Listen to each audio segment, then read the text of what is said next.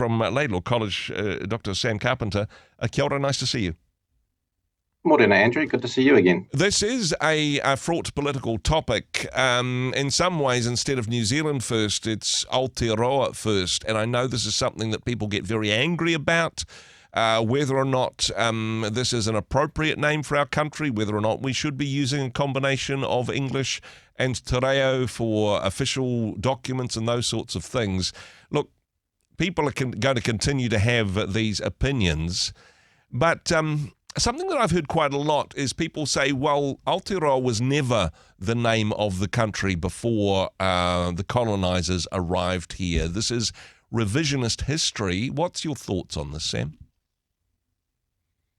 Well, I think trying to adjudicate this debate by reference to historical fact per se is kind of a wrong way to think about it. Okay. But, we can come on to onto how we should think about it more holistically in terms of our sort of national evolution and so on, culturally and so on. But I mean, historically, to give you the executive summary, it seems as if Māori did not in the 19th century have a name for the whole of the country, the country we now know as New Zealand. Yeah. At the same time, the word Aotea or Aotearoa does exist in traditional stories of migration. It's actually the name of a prominent waka, migratory waka, and it's Aotea, of course, is clearly the Māori name for Great Barrier Island. Yep. So, but it doesn't seem also to turn up on early maps. The names that do turn up on maps, the Māori names, are more likely to be Te Ika a Maui for the North Island, the fish of Maui, according to the traditional mythology, and then in the South Island, Te Waka a Maui, Te Waka o Aoraki, Mount Cook, so the canoe of Maui, or Te Waipounamu, which we're also quite familiar with for the South Island. So, at most, let's say, the evidence seems to suggest that some tribes use Aotearoa to refer to the North Island only, but certainly not to the whole country. There's a little bit of colonial history in this as well. In fact, there's this whole sort of mythos around the land of the long white cloud and the great fleet coming over and seeing what they thought was clouds, and maybe it was seabirds but is this actually Maori history, or is this sort of again a colonial revisionism on this one, Sam?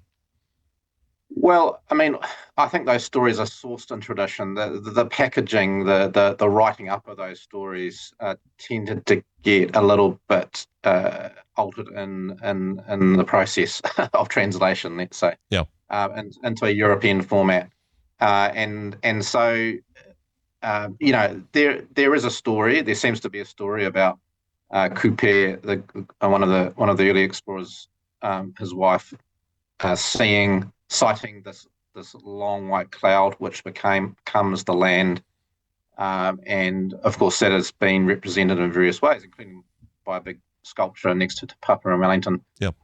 So these stories are there. The traditional, they're sourced in some sort of traditional route, but they tend to get sort of packaged and simplified, if you like, in the 19th century histories and ethnologies and so on. And William Pember Reeves, who probably wrote the first general history of New Zealand, 1898, he called it Aotearoa, land of the long white cloud. Yeah. Linguistically, does that even mean that, honestly? I believe it can mean that. It can mean that, yeah. Okay. Yes. Yeah. It could mean other things as well, I think. But certainly it can mean that.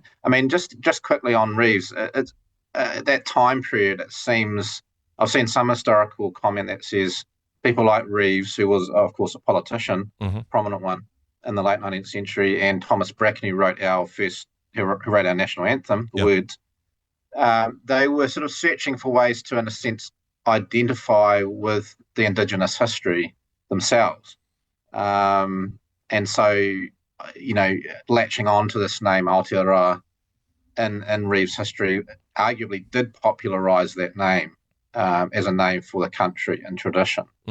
But possibly more than it ever had been So, as well. So in some ways it was a Pākehā construct that was, helpful to somebody's political career, as well as being a name that was used by Māori in pre-colonial times.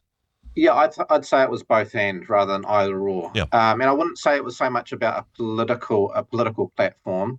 I would say more it was about sort of a cultural sort of evolution, trying to indigenize yourself. Yeah. As a European, by identifying with this Māori story. Which is, I'm sure, had noble intentions, but if anything, New Zealand First is trying to de-indigenize our identity as a nation. And as you mentioned beforehand, well, yes, there's the history, there's the linguistics, but actually for us as a nation to say, you know what, we have two ways of identifying ourselves. One is in te reo Māori, and the other is the one which has traditionally been what we've called ourselves in English. This in itself, to have these two names, an important part of the principles of Te Tiriti, an important part of our bicultural heritage. Yeah, I think it draws on. I mean, names are important, right? I mean, they should, the name of a country, the name of a city, whatever, should reflect the identity of that place and the people. And I think as we lean into our Māori history, our Pacific history, it's natural that we should want to adopt. Or at least adopt more formally this name Aotearoa. Yep. I mean, I personally favour its joint use, Aotearoa and New Zealand, because I think that draws on both heritages, and in a way that makes sense of our joint history too. Because we've got to remember, New Zealand actually New Tirani appears in the treaty. It appears in the Declaration of Independence for the country. So we can't forget about that name because it's just an integral part of our history as well. And for some people, they say, well, yes, it is a part of our history, but honestly, it's an English version of an old Dutch place name that we have to go quite a long way back, and perhaps we lose some cultural relevance in that. But having said that, this is what we've called the place for nearly a couple of 100 years. We've got some momentum on this one, right?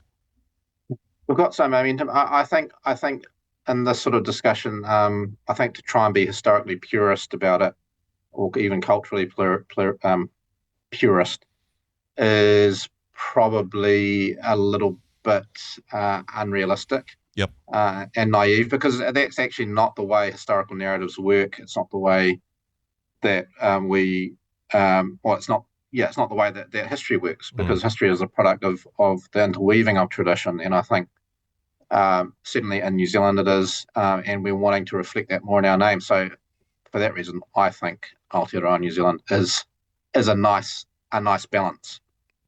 There's also been a bit of talk, especially to do with the passports, but even the way in which we say it, which one comes first, and jokingly saying Aotearoa first rather than New Zealand first. But quite a lot of oxygen and hot air on this one. Should it be the Maori-first and then the English, or, I mean, it's a political hotbed, but do you have any thoughts on which way should it be? Should it be the first peoples first and then the colonizers second? What's your thoughts? I'd probably be happy with Aotearoa first myself, because it reflects something of the chronology of settlement and occupation in these islands, and gives honour to that Māori history. So yeah, I mean, but I think, hey, I mean, you can debate the point, right? Yeah, I mean, I'm not sure it's actually that critical at the end of the day. Yeah, and hey, different people. It's not going to break the camel's back either way, I would have thought. But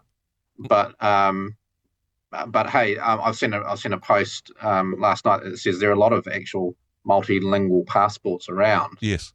Countries that have more than one language on their passport.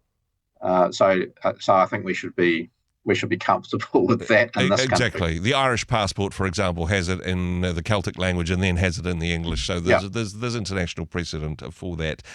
Sam, Yes. you and I aren't going to sort this out. I know that there'll be people with some strong opinions, but good to be able to have the conversation and get some historical and cultural background to this. Thanks for what you do. Thanks for joining us. Kia ora, Andrew. Hey, thanks very much for joining us in the Rhema studio. Thanks very much for watching the interview.